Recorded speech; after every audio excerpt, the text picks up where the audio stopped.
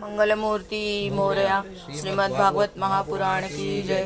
श्री वेदव्यास भगवान की जय। श्री शुक भगवान की जय। श्री गोपाल कृष्ण भगवान की जय। ओम नमो भगवते वासुदेवाय। स्कंद 10 अध्याय 62 उषा अनिरुद्ध मिलन। परीक्षिताने म्हटले, हे महायोगी, मी असे ऐकले आहे की यदुश्रेष्ठ अनिरुद्धाने बाणासुराची कन्या उषा हिच्याशी विवाह केला होता आणि या प्रसंगी श्रीकृष्ण व शंकराचे अतिशय घनघोर असे युद्ध झाले होते. हा वृत्तांत आपण विस्तारपूर्वक मला सांगावा. श्री शुक म्हणाले, महात्मा बलीची कथा तर तू ऐकलीच आहेस, ज्याने वामन रूपधारी भगवंतांना साऱ्या पृथ्वीचे दान केले होते. त्या महात्मा बळीराजाला 100 मुलगे होते. त्यापैकी सर्वात थोरल्याचे नाव बाण होते. बळीचा औरस पुत्र भगवान शंकरांच्या भक्तीमध्ये नेहमी घडून गेलेला असे. समाजात त्याच्याविषयी मोठा आदर होता. त्याचे औदार्य आणि बुद्धिमत्ता प्रशंसनीय होती. स्वतःची प्रतिज्ञा तो पूर्ण करीत असे. शिवाय तो निष्ठेने व्रतपालन करीत असे. त्या काळी तो रमणीय अशा शोणितपुरामध्ये राज्य करीत असे. भगवान शंकरांच्या कृपेने इंद्रादी देव नोकरांप्रमाणे त्यांची सेवा करत होते. त्याला 1000 हात होते. एके दिवशी शंकर तांडव नृत्य करीत असताना त्याने 1000 हातांनी अनेक प्रकारची वाद्ये वाजवून त्यांना प्रसन्न करून घेतले. भक्तवत्सल शरणागताचे रक्षण करणारे आणि भूतमात्राचे स्वामी असलेले शंकर बाणासुराला म्हणाले, तुला हवा तो वर माग. बाणासूर म्हणाला, भगवन, आपण माझ्या नगराचे रक्षण करीत राहावे. बळाचा गर्व चढलेल्या बाणासुराने एके दिवशी त्याच्या शेजारी असलेल्या भगवान शंकरांच्या चरणकमलांना सूर्याप्रमाणे चमकणाऱ्या मुकुटाने स्पर्श करून प्रणाम केला आणि म्हटले, हे महादेवा, आपण सर्व चराचर जगाचे गुरु आणि ईश्वर आहात. मी आपणास नमस्कार करीत आहे. ज्या लोकांचे मनोरथ पूर्ण झालेले नसतात त्यांचे ते मनोरथ पूर्ण करणारे आपण कल्पवृक्ष आहात. भगवन, आपण मला 1000 हात दिले आहेत, परंतु ते मला केवळ भाररूप झाले आहेत. कारण या त्रैलोक्यात आपणाखेरीज माझ्या बरोबरीचा दुसरा कोणीच योद्धा मला आढळत नाही. हे आदिदेवा, एक दिवस लढाईसाठी माझे हात एवढे सळसळू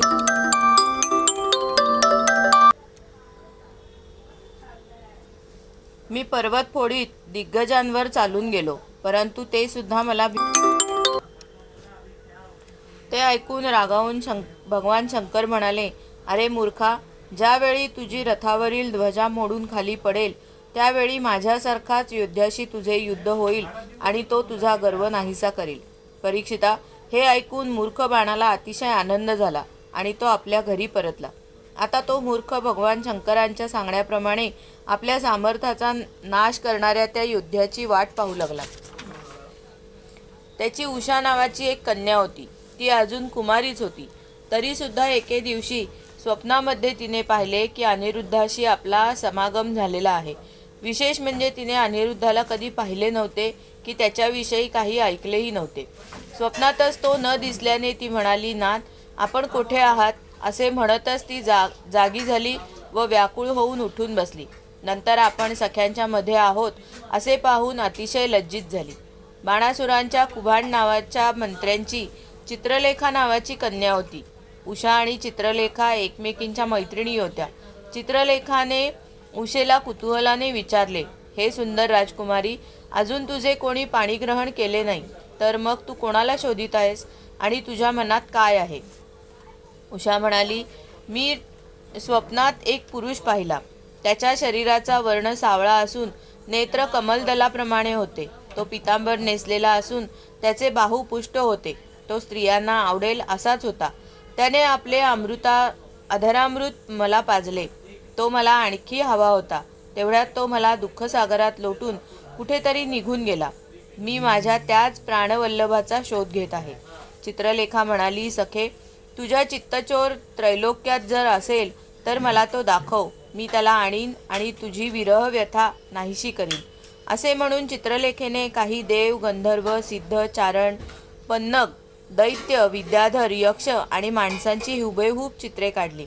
मनुष्यांमध्ये तिने वृष्णी, वंशातील शूरसेन, वसुदेव, बलराम आणि श्रीकृष्ण यांची चित्रे काढली.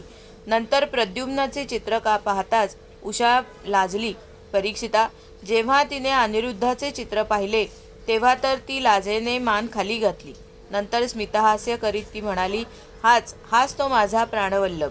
परीक्षिता, चित्रलेखा योगिनी होती. हा श्रीकृष्णांचा नातू आहे हे ओळखून ती आकाशमार्गाने श्रीकृष्णांच्या द्वारकापुरीत पोहोचली.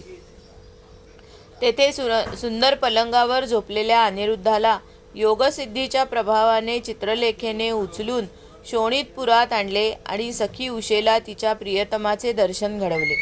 आपल्या परमसुंदर प्राणवल्लभाला पाहून आनंदाने तिचे मुखकमल प्रफुल्लित झाले आणि ती त्याच्याशी रममाण झाली. तिच्या त्या अंतःपुराकडे कोणीही पुरुष डोकावून सुद्धा पाहू शकत नव्हता. उषाचे त्याच्यावरील प्रेम दिवसेंदिवस वृद्धिंगत होऊ लागले. ती बहुमोल वस्त्रे, फुलांचे हार, सुगंधी द्रव्ये, धूप, दीप, आसन, सुमधुर पेये, खाद्यपदार्थ, मधुर वाणी इत्यादींनी त्याची सेवा करून त्याला खुश करीत असे. आपल्या प्रेमाने उषाने त्याचे मन जिंकून घेतले होते. त्या अंतःपुरात गुप्तपणे तिच्या सहवासात राहिलेल्या अनिरुद्धाला किती दिवस निघून गेले याचा पत्ताच लागला नाही. यदुवीराच्या सहवासाने उषाचे कौमार्य नष्ट झाले होते. तिच्या शरीरावर अशी चिन्हे दिसू लागली होती की जी कोणत्याही प्रकारे लपवली जाऊ शकत नव्हती. उषा ही अतिशय आनंदित दिसत होती. पहारेकऱ्यांनी ते ओळखून बाणासुराकडे जाऊन सांगितले की राजन, आपल्या राजकुमारीचे जे काही रंगढंग आम्ही पाहत आहोत ते आपल्या कुळाला बट्टा लावणारे आहेत. हे प्रभो, सावधपणे आम्ही महालावर पहारा देत असतो. आपल्या कन्येला बाहेरचा मनुष्य पाहू सुद्धा शकत नाही. असे असता ती कलंकित कशी झाली कळत नाही. आपल्या कन्येचा कलंक ऐकून बाणासुराला अतिशय वाईट वाटले. तो ताबडतोब उषेच्या महालात जाऊन पाहतो तर तेथे अनिरुद्ध कामावतार प्रद्युम्नाचा पुत्र होता. त्याच्यासारखा सुंदर त्रिभुवनात दुसरा कोणी नव्हता. त्याच्या सावळ्या शरीरकांतीवर पितांबर शोभत होता. लांब बाहू होते, कमलदलाप्रमाणे डोळे, कुरळे केस, कुंडलांची दीप्ती आणि मंद मंद हास्ययुक्त नजर यांच्यामुळे मुखांचे सौंदर्य काही आगळेच दिसत होते. त्यावेळी अनिरुद्ध सुंदर वेशभूषा केलेल्या प्रियेबरोबर द्यूत खेळत होता. मोगऱ्याचा हार त्याच्या गळ्यात होता आणि त्या हाराला उषाच्या अंगाचा स्पर्श झाल्याने तिच्या वक्षस्थळांचे केशर लागले होते. त्याला उषेच्या जवळच बसलेला पाहून बाणासूर आश्चर्यचकित झाला. बाणासूर पुष्कळशा शस्त्रास्त्रांनी सुसज्ज असलेल्या वीर सैनिकांसह महालात घुसल्याचे जेव्हा अनिरुद्धाने पाहिले तेव्हा त्याला मारण्यासाठी तो लोखंडाचा एक भयंकर परीघ उगारून पवित्रात उभा राहिला, जणू कालदंड घेतलेला यमच. ते सैनिक त्याला पकडण्यासाठी जसजसे त्याच्या अंगावर धावून जात तसतसा तो त्यांना डुकराच्या कळपाच्या नायकाने कुत्र्यांना मारावे त्याप्रमाणे मारू लागला. अनिरुद्धाच्या फटकाऱ्याने त्या सैनिकांची मस्तके, हात, मांड्या इत्यादी अवयव तुटू लागले. तेव्हा ते महालाबाहेर पळून गेले. आपल्या सेनेचा संहार करणाऱ्या त्याला शूर बाणासुराने संतापून नागपाशांनी बांधले. आपल्या प्रियतमाला बांधलेले ऐकून उषा शोकाने आणि खेदाने अत्यंत विव्हळ झाली. तिच्या नेत्रातून अश्रुधारा वाहू लागल्या आणि ती रडू लागली. अध्याय 62 समाप्त. गोपाल कृष्ण भगवान की जय. हरये नमः, हरये नमः, हरये नमः. मंगलमूर्ती मोरया. श्रीमद् भागवत महापुराण की जय. श्री वेदव्यास भगवान की जय. श्री शुक भगवान की जय. श्री गोपाल कृष्ण भगवान की जय. ओम नमो भगवते वासुदेवाय. स्कंद 10 अध्याय 63. श्रीकृष्णांबरोबर बाणासुराचे युद्ध. श्री शुक म्हणतात, परीक्षिता, पावसाळ्याचे 4 महिने निघून गेले परंतु अनिरुद्धाचा शोध लागला नाही. यामुळे त्यांच्या घरातील लोक अतिशय शोकाकुल झाले होते. नारदांकडून अनिरुद्धाचा पराक्रम व त्याचे नागपाशात बांधले जाणे या घटना ऐकून श्रीकृष्णांनाच आपले दैवत मानणाऱ्या यादवांनी शोणितपुरावर चढाई केली. श्रीकृष्ण आणि बलराम यांच्याबरोबर असलेल्या प्रद्युम्न, सात्यकी, गद, सांब, सारण, नंद, उपनंद, भद्र इत्यादी यादवश्रेष्ठांनी 12 औक्षयणी सेनेचा बाणासुराच्या राजधानीला 4 बाजूंनी वेढा दिला. यादवसेना नगरातील उद्याने, तट, बुरुज आणि गोपुरे यांची तोडफोड करू लागली आहे. हे पाहून क्रोधाविष्ट बाणासूर 12 औक्षणी सेना घेऊन नगराच्या बाहेर पडला. बाणासुराच्या बाजूने भगवान शंकर नंदीवर स्वार होऊन आपले पुत्र आणि गणांसह रामकृष्णांची युद्ध करू लागले. परीक्षिता, ते युद्ध इतके अद्भुत आणि घनघोर झाले की ते पाहून अंगावर रोमांच उठत. भगवान श्रीकृष्णांशी शंकराचे आणि प्रद्युम्नाशी कार्तिकेयाचे युद्ध झाले. बलरामांशी कुभांडाचे आणि कुंभकर्णाचे युद्ध झाले. बाणासुराच्या पुत्राला सांब आणि बाणासुराला सात्यकी जाऊन भिडले. ब्रह्मदेव इत्यादी श्रेष्ठ देव, ऋषी, सिद्ध, चारण, गंधर्व, अप्सरा आणि यक्ष विमानात बसून ते युद्ध पाहण्यासाठी आले. श्रीकृष्णांनी आपल्या शारंग धनुष्यावरून सोडलेल्या तीक्ष्ण बाणांच्या टोकाच्या बाणांनी शंकराचे सेवक असलेले भूत, प्रेत, प्रमद, गुह्यक, डाकिणी, यातुधान, वेताळ, विनायक, प्रेतगण, मातृगण, पिशाच, कुष्मांड आणि ब्रह्मराक्षस यांना मारून पळवून लावले. पिनाकपाणी शंकरांनी शारंगधारी श्रीकृष्णांवर निरनिराळ्या प्रकारची अस्त्रे फेकली, परंतु श्रीकृष्णांनी कोणत्याही प्रकारे विचलित न होता त्यांना आपल्या विरोधी अस्त्रांनी शांत केले. त्यांनी ब्रह्मास्त्राच्या शांतीसाठी ब्रह्मास्त्राचा, वायव्यास्त्रासाठी पार्वतास्त्राचा, आग्नेयास्त्रासाठी पर्जन्यास्त्राचा आणि पाशुपतास्त्रासाठी नारायणास्त्राचा प्रयोग केला. यानंतर भगवान श्रीकृष्णांनी जृंभणास्त्राने महादेवांना मोहित केले. त्यामुळे ते युद्ध सोडून जांभया देऊ लागले. तेव्हा श्रीकृष्ण तलवार, गदा आणि बाणांनी बाणासुराच्या सेनेचा संहार करू लागले. इकडे प्रद्युम्नाने बाणांच्या वर्षावाने कार्तिकेयाला घायाळ केले. त्यांच्या अंगातून रक्ताच्या धारा वाहू लागल्या. तो रणांगण सोडून आपले वाहन असणाऱ्या मयुरावर बसून निघून गेला. बलरामांनी आपल्या मुसळाच्या प्रहाराने कुभांड आणि कुंभकर्णाला घायाळ केले. ते रणभूमीवर कोसळले. अशा प्रकारे सेनापतींची वाताहत झालेले पाहून त्यांची सेना इकडे तिकडे पळू लागली. रथावर स्वार झालेल्या बाणासुराला आपली सेना पळत असलेली पाहून अतिशय क्रोध आला. त्याने सात्यकीला सोडले आणि तो श्रीकृष्णावर धावला. रणोन्मत्त बाणासुराने आपल्या 1000 हातांनी एकाच वेळी 500 धनुष्यांच्या दोऱ्या खेचून प्रत्येकातून 2-2 बाण सोडले, परंतु भगवान श्रीकृष्णांनी एकाच वेळी त्यांची सर्व धनुष्ये तोडून टाकली आणि त्याचे सारथी, रथ व घोड्यांना मारले व जय शंख ध्वनी केला. कोटरा नावाची बाणासुराची एक धर्ममाता होती. आपल्या पुत्राच्या प्राणरक्षणासाठी आपले केस मोकळे सोडून नग्नावस्थेत ती भगवान श्रीकृष्णांसमोर येऊन उभी राहिली. तिच्यावर आपली दृष्टी पडू नये म्हणून श्रीकृष्णांनी आपले तोंड दुसरीकडे फिरवले.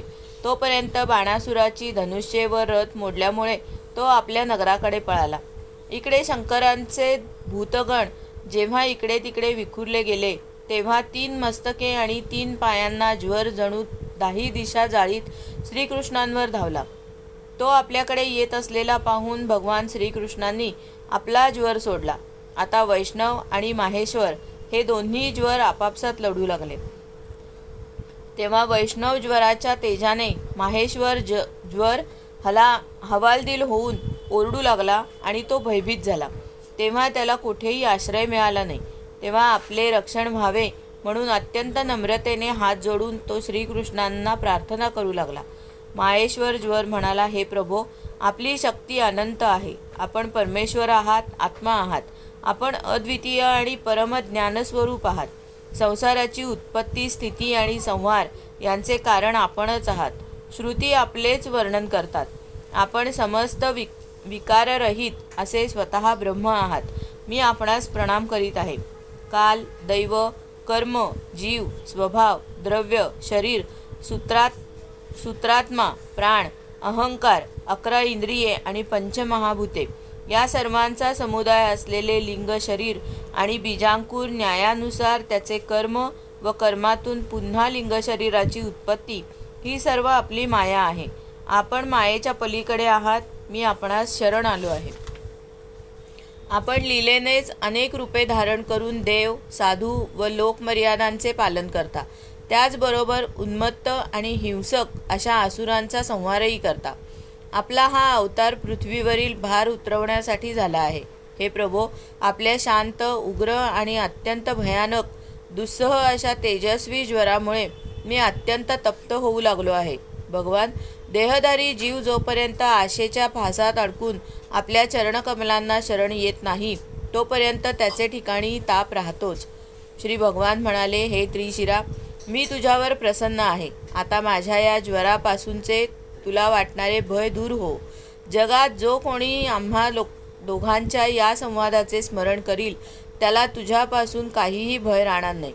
श्रीकृष्णांनी असे म्हटल्यानंतर माहेश्वर ज्वर त्यांना प्रणाम करून निघून गेला. तोपर्यंत बाणासूर रथावर स्वार होऊन श्रीकृष्णांशी युद्ध करण्यासाठी पुन्हा आला. परीक्षिता, बाणासुराने आपल्या 1000 हातांमध्ये निरनिराळ्या प्रकारची शस्त्रे घेतली होती. आता तो अत्यंत क्रोधाने चक्रपाणी भगवंतांवर बाणांचा वर्षाव करू लागला. श्रीकृष्णांनी एकसारखी अस्त्रे फेकणाऱ्या बाणासुराचे हात तीक्ष्ण धारेच्या चक्राने झाडाच्या फांद्या तोडाव्या तसे तोडून टाकले. बाणासुराचे हात तोडले जात असताना भक्तवत्सल भगवान शंकर चक्रधारी भगवान श्रीकृष्णांजवळ येऊन स्तुती करू लागले. भगवान शंकर म्हणाले, हे प्रभो, वेदमंत्रांमध्ये आपण तात्पर्य रूपाने गुप्त असणारे परमज्योती स्वरूप परब्रह्म आहात. शुद्ध हृदयाचे महात्मे आपल्या आकाशाप्रमाणे सर्वव्यापक आणि निर्विकार अशा स्वरूपाचा साक्षात्कार करून घेतात. आकाश आपली नाभी, अग्नी मुख आणि प्राणी वीर्य आहे. स्वर्ग मस्तक, दिशा कान आणि पृथ्वी चरण आहे. चंद्र मन, सूर्य नेत्र आणि मी शिव आपला अहंकार आहे. समुद्र आपले पोट आणि इंद्र हात आहेत. वनस्पती रोम आहेत. मेघ केस आहेत. ब्रह्मदेव बुद्धी आहे. प्रजापती लिंग आहे आणि धर्म हृदय आहे. अशा प्रकारे आपणच विराट पुरुष आहात. हे अखंड ज्योती स्वरूप परमात्मन, आपला हा अवतार धर्माचे रक्षण आणि जगाचे कल्याण व्हावे यासाठी आहे. आम्ही सर्वजण आपल्या प्रभावानेच संपन्न होऊन 7ही भुवनांचे पालन करीत आहोत. आपण सजातीय, विजातीय आणि स्वगत भेदरहित एकमेव आणि अद्वितीय असे आदिपुरुष आहात. तुर्य तत्व आपणच आहात. आपण स्वयंप्रकाश आहात. आपण सर्वांचे कारण आहात, परंतु आपले कोणीही कारण नाही. असे असूनही आपण तिन्ही गुणांचे वेगळेपण प्रकाशित करण्यासाठी आपल्या मायेने देव, पशुपक्षी, मनुष्य इत्यादी शरीरानुसार वेगवेगळ्या रूपाने प्रतीत होता. हे प्रभो, ज्याप्रमाणे सूर्य आपली छाया असलेल्या ढगांनीच झाकला जातो आणि तो ढगाला व वेगवेगळ्या रूपांना प्रकाशित करतो, त्याप्रमाणे आपण स्वयंप्रकाश तर आहातच, परंतु गुणांमुळे जणू झाकले जाता आणि समस्त गुण तसेच गुणाभिमानी जीवांना प्रकाशित करता. वास्तविक आपण अनंत आहात. आपल्या मायेने मोहित होऊन लोक स्त्री, पुरुष, देह, घर इत्यादींमध्ये आसक्त होतात आणि पुन्हा दुःखाच्या अथांग समुद्रात गटांगळ्या खातात. जो मनुष्य हे मानवी शरीर मिळून सुद्धा आपली इंद्रिये ताब्यात ठेवीत नाही आणि तुमच्या चरणकमलांचा आश्रय घेत नाही, त्यांचे जीवन अत्यंत शोचनीय आहे. ते स्वतःला फसवणारा समजावा. सर्व प्राण्यांचे आत्मा, प्रियतम आणि ईश्वर असणाऱ्या आपल्याला जो मनुष्य सोडतो आणि या उलट असणाऱ्या तुच्छ विषयांमध्येच रमतो, तो अमृत सोडून विष पितो. मी, ब्रह्मदेव, सर्व देवता आणि विशुद्ध हृदयाचे ऋषी सर्वात्मभावाने आपल्यालाच शरण असतात, कारण आपणच सर्वांचे आत्मा, प्रियतम आणि ईश्वर आहात. आपण जगाची उत्पत्ती, स्थिती आणि लयाचे कारण आहात. आपण सर्वांचे ठाई, सम, परमशांत, सर्वांचे सुहृद, आत्मा आणि इष्टदेव आहात.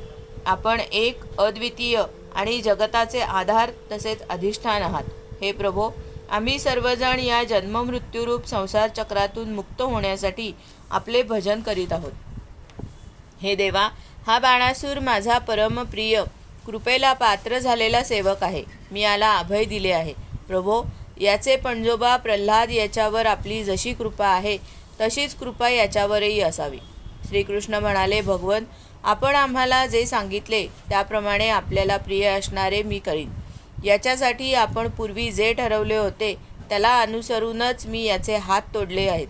बाणासूर बलीचा पुत्र आहे, म्हणून मी याचा वध करू शकत नाही, कारण मी प्रल्हादाला वर दिला आहे की तुझ्या वंशातील कोणाचाही मी वध करणार नाही.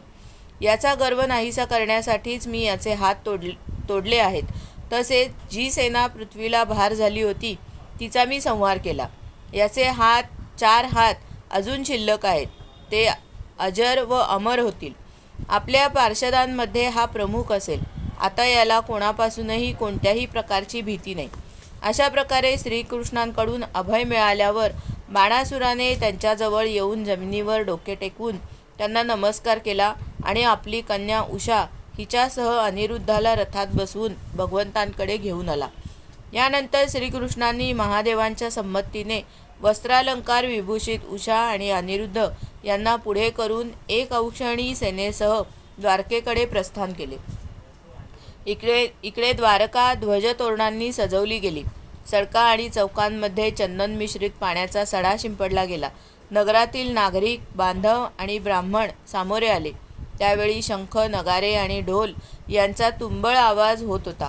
अशा प्रकारे भगवान श्रीकृष्णांनी आपल्या राजधानीमध्ये प्रवेश केला.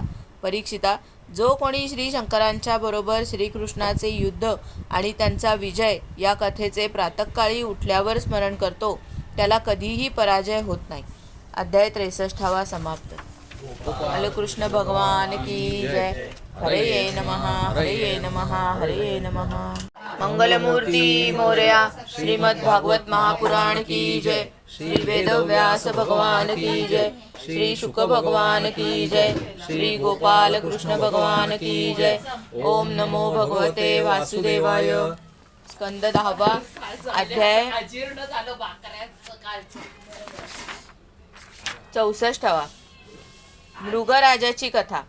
श्री शुक म्हणतात, परीक्षिता, एके दिवशी सांब, प्रद्युम्न, चारुभानू, गद इत्यादी यदुवंशी राजकुमार फिरण्यासाठी उपवनात गेले. तेथे पुष्कळ वेळपर्यंत खेळ खेळल्याने त्यांना तहान लागली.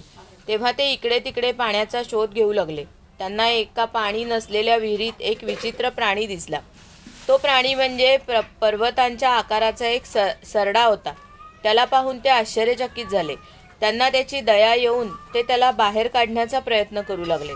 परंतु ती मुले जेव्हा त्या विहिरीत पडलेल्या सरड्याला कातडी दोरीने बांधूनही बाहेर काढू शकली नाहीत, तेव्हा कुतूहलाने जाऊन त्यांनी ती गोष्ट श्रीकृष्णांना सांगितली. जगाचे जीवनदाते कमलनयन भगवान श्रीकृष्ण त्या विहिरीपाशी आले. त्या सरड्याला पाहून आपल्या डाव्या हाताने सहज त्यांना बाहेर काढले. भगवान श्रीकृष्णांच्या करकमलाचा स्पर्श होताच सरड्याचे रूप टाकून तो एक स्वर्गीय देवतेच्या रूपात प्रगट झाला. आता त्याच्या शरीराचा रंग तापलेल्या सोन्याप्रमाणे चमकू लागला होता आणि त्याच्या शरीरावर अद्भुत वस्त्रे, अलंकार आणि फुलांचे हार दिसू लागले होते. त्या दिव्य पुरुषाला सरड्याची योनी का प्राप्त झाली हे जरी श्रीकृष्णांना माहीत होते, तरी सुद्धा ते कारण सर्वसाधारण माणसांना माहीत व्हावे म्हणून त्यांनी त्यांना विचारले, हे महाभागा, तू अत्यंत रूपवान आहेस. कोण तू? खात्रीने तू कोणीतरी श्रेष्ठ देव असावास असेच मला वाटते. हे कल्याणमूर्ते, कोणत्या कर्मामुळे तुला या योनीमध्ये यावे लागले? तुझी अशी दशा होणे योग्य नव्हते. आम्ही तुझा वृत्तांत जाणू इच्छितो. तो आम्हाला सांगणे तुला योग्य वाटत असेल तर सांग. श्री शुक म्हणतात, जेव्हा अनंतमूर्ती श्रीकृष्णांनी राजाला असे विचारले तेव्हा त्याने आपला सूर्यासारखा तेजस्वी मुकुट भगवंतांच्या चरणांवर टेकवून त्यांना प्रणाम करून म्हटले. नृग म्हणाला, प्रभो, मी इक्ष्वाकूचा पुत्र नृग नावाचा राजा आहे. जर एखाद्याने आपल्या समोर दानशूर पुरुषांचा उल्लेख केला असेल तर त्यावेळी माझे नावही आपल्या कानांवर आले असेल. हे प्रभो, आपण सर्व प्राण्यांच्या अंतःकरणाचे साक्षी आहात. काळाचा पडदा आपल्या अखंड ज्ञानामध्ये बाधा आणू शकत नाही. म्हणून आपल्याला अज्ञात असे काय असणार आहे? असे असूनही आपली आज्ञा म्हणून मी सांगतो. हे भगवन, पृथ्वीवर जेवढे धुळीचे कण आहेत, आकाशाला जितके तारे आहेत आणि पावसाळ्यात पाण्याच्या जेवढ्या धारा पडतात तितक्या गायी मी दान केल्या होत्या. त्या गायी दुधाळ, तरुण, साध्या, सुंदर, सुलक्षणी आणि कपिला होत्या. न्यायार्जित धनाने मी त्या प्राप्त केल्या होत्या. सर्वांना वासरे होती. त्यांची शिंगे सोन्याने मढवलेली होती, त्यांना आणि खूर चांदीने. रेशमी वस्त्रे, हार आणि दागिन्यांनी त्यांना सजवले होते. अशा गायी मी दान दिल्या होत्या. जे श्रेष्ठ ब्राह्मण कुमार सद्गुणी, शीलसंपन्न, कुटुंब पोषणास असमर्थ, सत्यशील, तपस्वी, वेदपाठी, शिष्यांना विद्यादान करणारे, चारित्र्य संपन्न आणि तरुण होते, त्यांना मी वस्त्रे अलंकार देऊन गायीचे दान करीत असे. अशा प्रकारे मी पुष्कळशा गायी, जमीन, सोने, घरे, घोडे, हत्ती, दासी सहित कन्या, तिळांचे पर्वत, चांदी, अंथरुणे, वस्त्रे, रत्ने, गृहसामुग्री आणि रथ इत्यादींचे दान केले. अनेक यज्ञ केले आणि पुष्कळशा विहिरी, तलाव इत्यादी बांधले. एके दिवशी एका तपस्वी ब्राह्मणाची एक चुकलेली गाय माझ्या गायींमध्ये येऊन मिसळली. मला याची कल्पना नव्हती. मी नकळत ती गाय दुसऱ्या एका ब्राह्मणाला दान दिली. जेव्हा ती गाय तो ब्राह्मण घेऊन चालला तेव्हा त्या गायीचा मूळ मालक त्याला म्हणाला, ही गाय माझी आहे. दान घेणारा ब्राह्मण म्हणाला, ही माझी आहे, कारण मृगराजाने मला ही दान दिली आहे.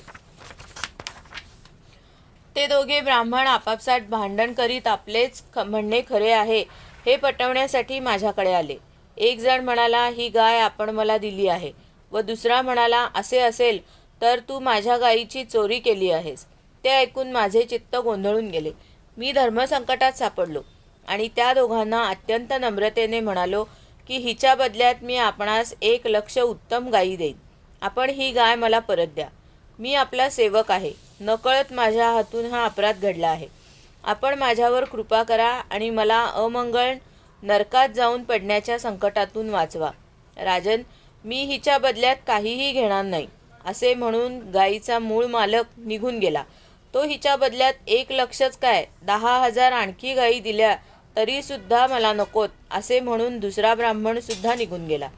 देवादिदेव जगदीश्वरा, आयुष्य संपल्यावर यमराजाच्या दूतांनी मला यमपुरीला नेले. तेथे यमराजाने मला विचारले, राजा, तू अगोदर आपल्या पापाचे फळ भोगू इच्छितोस की पुण्याचे? तू केलेले दान आणि धर्म यांचे फळ म्हणून तुला असा तेजस्वी लोक प्राप्त होणार आहे की ज्याला तोड नाही. प्रभो, तेव्हा मी यमराजाला म्हणालो, देवा, मी अगोदर पापाचे फळ भोगू इच्छितो. आणि त्या क्षणी यमराज म्हणाला, पड जा. त्याने असे म्हणताच मी तेथून खाली पडत असतानाच पाहिले की आपण सरडा झालो आहे. हे प्रभो, मी ब्राह्मणांचा सेवक, दानशूर आणि आपला भक्त होतो. आपले दर्शन व्हावे अशी माझी उत्कट इच्छा होती. आपल्या कृपेनेच माझी पुनर्जन्माची आठवण अजून नाहीशी झाली नाही. भगवन, आपण परमात्मा आहात, शुद्ध अंतःकरणाचे योगेश्वर. उपनिषदांच्या दृष्टीने स्वतःच्या हृदयात आपले ध्यान करीत असतात. हे इंद्रियातीत परमात्मन, सरडा होण्याच्या मोठ्या दुःखामुळे मी विवेकहीन झालो असतानाही आपण साक्षात माझ्या दृष्टीसमोर कसे आलात? जेव्हा प्रपंचातून सुटण्याची वेळ येते तेव्हाच आपले दर्शन होते. हे देवदेवा, हे पुरुषोत्तमा गोविंदा, हे अविनाशी अच्युता, पवित्र कीर्ते, हे नारायणा, हे ऋषिकेशा, हे प्रभो, मी आता देवलोकी आलो. आपण मला अनुमती द्यावी. हे श्रीकृष्णा, मी कुठेही असलो तरी माझे चित्त नेहमी आपल्या चरणकमलांवर स्थिर असावे. सर्व विश्वरूप, अनंत शक्ती, ब्रह्मस्वरूप अशा आपणास मी नमस्कार करीत आहे. हे वासुदेवा, श्रीकृष्णा, योगेश्वरा, मी आपणास नमस्कार करीत आहे. असे म्हणून मृगाने भगवंतांना प्रदक्षिणा घातली आणि आपल्या मुकुटाने त्यांच्या चरणांना स्पर्श करून नमस्कार केला. नंतर त्यांची आज्ञा घेऊन सर्वजण पाहत असतानाच तो श्रेष्ठ विमानात बसला. ब्राह्मणांना देव मानणारे, धर्माचा आधार असलेले देवकीनंदन भगवान श्रीकृष्ण क्षत्रियांना उपदेश करण्यासाठी म्हणून तेथे उपस्थित असलेल्यांना म्हणाले, जे लोक अग्नीसारखे तेजस्वी असतात ते सुद्धा ब्राह्मणांचे अल्पसे सुद्धा धन हिरावून घेऊन पचवू शकत नाहीत, तर मग स्वतःला लोकांचे स्वामी समजणारे राजे कसे पचवू शकतील? मी हलाहल विषाला विष मानत नाही, कारण त्याच्यावर उपाय आहे, पण ब्राह्मणांचे धनच महान विष आहे. ते पचवण्याचा पृथ्वीवर कोणताही उपाय नाही. विष केवळ खाणाऱ्याचेच प्राण घेते. आग पाण्याने विझवली जाऊ शकते, परंतु ब्राह्मणांच्या धनरूप अग्नीपासून जी आग उत्पन्न होते ती सर्व कुळाला मुळापासून जाळून टाकते. जर ब्राह्मणांच्या पूर्ण संमतीशिवाय त्याचे धन उपभोगले तर ते 3 पिढ्यांना नष्ट करते आणि जर बळजबरीने त्याचा उपभोग घेतला तर त्यामुळे भोगणाऱ्याच्या पूर्वजांच्या 10 पिढ्या आणि भविष्यातील सुद्धा 10 पिढ्या नष्ट होतात. जे मूर्ख राजे आपल्या राजलक्ष्मीमुळे आंधळे बनून ब्राह्मणांचे धन हिरावून घेऊ इच्छितात ते नरकात जाण्याचीच इच्छा करतात. स्वतःला अधःपतनाच्या किती खोल खड्ड्यात पडावे लागेल हे ते पाहत नाहीत. ज्या उदार हृदय कुटुंबवत्सल ब्राह्मणांच्या उदरनिर्वाहाचे साधन हिरावून घेतले जाते त्यांच्या रडण्याने, त्यांच्या अश्रूंच्या थेंबांनी जमिनीवरील जितके धुलीकण भिजतात तितकी वर्षेपर्यंत ब्राह्मणाचे धन हिरावून घेणाऱ्या उत्खंचल राजांना आणि त्यांच्या वंशजांना कुंभीपाक नरकामध्ये दुःख भोगावे लागते. जो माणूस आपण आणि दुसऱ्यांनी ब्राह्मणांना दिलेली वृत्ती हिरावून घेतो तो 60,000 वर्ष विष्ठेतील किडा होतो. म्हणून मला वाटते की ब्राह्मणाचे धन नजर चुकीने सुद्धा माझ्या खिजण्यात येऊ नये. कारण जे लोक ब्राह्मणांच्या धनाची इच्छा करतात ते या जन्मामध्ये अल्पायुषी, शत्रूंकडून पराभूत आणि राज्यभ्रष्ट होऊन जातात. तसेच मृत्यूनंतर सुद्धा दुसऱ्यांना त्रास देणारे सापच होतात. म्हणून माझ्या आप्तांनो, ब्राह्मणांनी जरी अपराध केला तरी सुद्धा त्यांचा द्वेष करू नका. त्यांनी जरी मारले किंवा पुष्कळसे शिव्याशाप दिले तरी तुम्ही त्यांना नेहमी नमस्कारच करा. मी जसा सावध राहून वेळोवेळी ब्राह्मणांना नमस्कार करतो त्याचप्रमाणे तुम्हीही करा. जे असे करणार नाहीत त्यांना मी शिक्षा करीन. नकळतही ब्राह्मणांचे हिरावून घेतलेले धन हिरावून घेणाऱ्याचा अधःपात करते. जसे ब्राह्मणाच्या गायीने राजा नृगाला सरडा केले. सर्व लोकांना पवित्र करणाऱ्या भगवान श्रीकृष्णांनी द्वारकावासियांना अशा प्रकारे उपदेश करून ते आपल्या महालात निघून गेले. अध्याय 64 समाप्त. गोपाल कृष्ण भगवान की जय. हरये नमः, हरये नमः, हरये नमः. मंगलमूर्ती मोरया. श्रीमद् भागवत महापुराण की जय. श्री वेदव्यास भगवान की जय. श्री शुक भगवान की जय. श्री गोपाल कृष्ण भगवान की जय. ओम नमो भगवते वासुदेवाय. स्कंद 10 अध्याय 65. श्री बलरामांचे व्रजाकडे जाणे. श्री शुक म्हणतात, परीक्षिता, भगवान बलरामांना व्रजातील स्वजनांना भेटण्याची अत्यंत उत्कंठा लागली. म्हणून ते रथावर स्वार होऊन नंद गोकुळात गेले. इकडे व्रजवासी गोप आणि गोपीसुद्धा त्यांना भेटण्यासाठी पुष्कळ दिवसापासून उत्सुक होत्या. ते आल्याचे पाहून सर्वांनी त्यांना आलिंगन दिले. बलरामांनी मात्या पित्यांना नमस्कार केला. त्यांनी सुद्धा त्यांना आशीर्वाद देऊन त्यांचे स्वागत केले. बलरामा, जगदीश्वर असा तू धाकटा भाऊ श्रीकृष्णासह नेहमी आमचे रक्षण करीत राहा, असे म्हणून त्यांनी त्यांना मांडीवर घेऊन आलिंगन देऊन आपल्या प्रेमाश्रूंनी भिजवले. यानंतर ज्येष्ठ गोपांना बलरामांनी आणि कनिष्ठ गोपांनी बलरामांना नमस्कार केला. ते आपले वय, मैत्री आणि संबंधानुसार सर्वांना भेटले. नंतर गोपालांच्या जवळ जाऊन कोणाशी हस्तालोंदन केले तर कोणाला खूप हसवले. यानंतर जेव्हा बलराम विश्रांतीनंतर निवांत बसले तेव्हा सर्व गोपाल त्यांच्याजवळ आले. त्यांनी कमलनयन श्रीकृष्णांसाठी सर्व विषयांचा त्याग केला होता. बलरामांनी जेव्हा त्यांच्या संबंधी आणि त्यांच्या घरच्यांच्या संबंधी विचारपूस केली तेव्हा त्यांनी प्रेमाने सद्गतीत झालेल्या वाणीने त्यांना विचारले, बलरामा, आमचे सर्व बांधव खुशाल आहेत ना? आता तुम्ही बायका मुलांबरोबर राहत असता तर आमची तुम्हाला कधी आठवण येते का? पापी कंसाला आपण मारले आणि आपल्या आपटेस्तांना मोठ्या संकटातून वाचवले, हे चांगले झाले. आपण आणखीही पुष्कळ शत्रूंना मारले किंवा जिंकलेत आणि अत्यंत सुरक्षित ठिकाणी जाऊन राहत आहात, हेही उत्तम झाले. बलरामांच्या दर्शनाने खुश झालेल्या गोपींनी हसून विचारले, बलरामा, शहरी स्त्रियांचे प्राणवल्लभ श्रीकृष्ण खुशाल आहेत ना? आपल्या बांधवांची, मातापित्यांची त्यांना कधी आठवण येते का?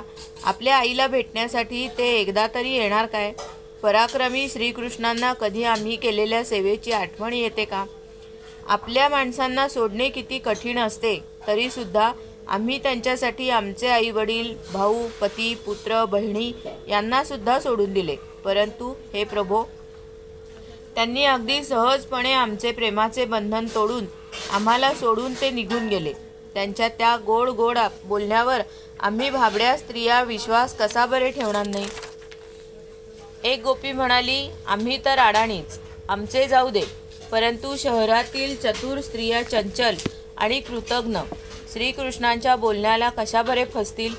त्यावर दुसरी गोपी म्हणाली, अगं का नाही फसणार, ते गोड गोड बोलण्यात मोठे पटाईत आहेत.